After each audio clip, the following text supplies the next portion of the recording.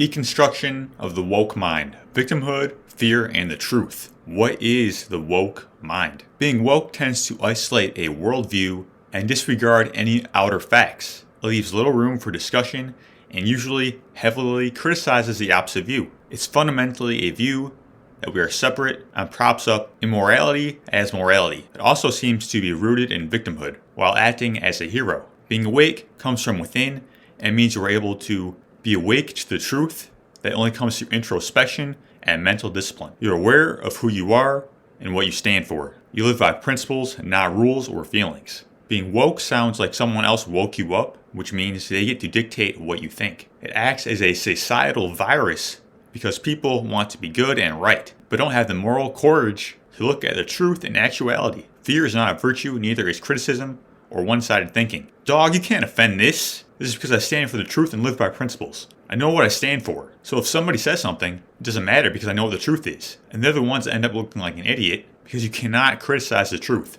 Of course, be open to other people's opinions and things like that. But ultimately, you have to make the decisions. Victimhood. Number one, doubt. Doubting yourself can lead to victimhood. The more you doubt yourself, the more of a victim you will be. Not to say that you'll never have doubts, but when they're excessive and you dwell on them, that's when it becomes a problem.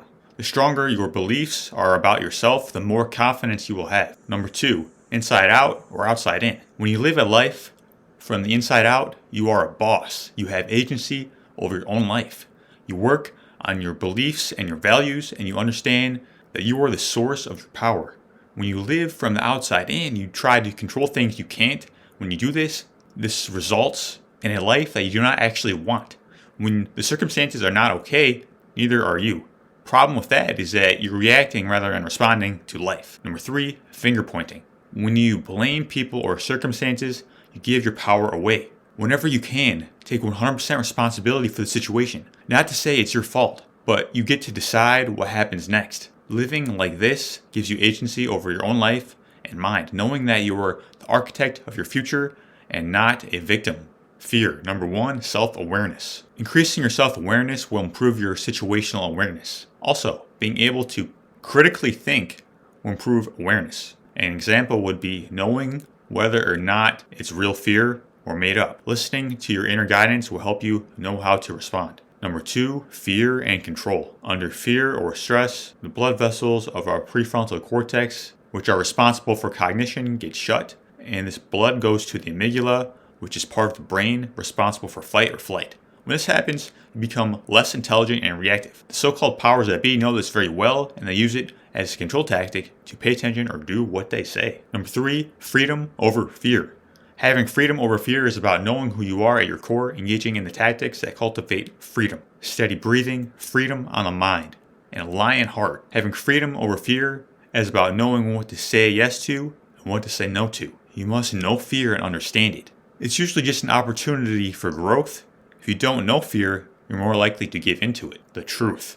Number one, the power is within. You must understand that the power is within. All our decisions come from within.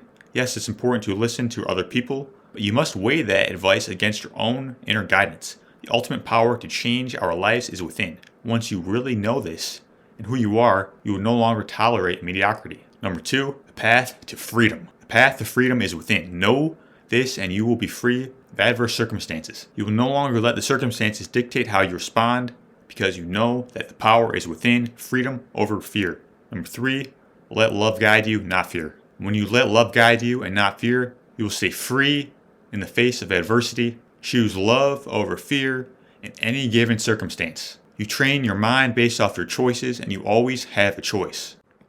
Alright everyone, thank you for tuning into the show. For more, you can head over to anthonygastella.com for articles, coaching, and other free resources. Also, if you can, leave a review for the show, let people know what you think, and I would appreciate that so much. Support the mission of freedom.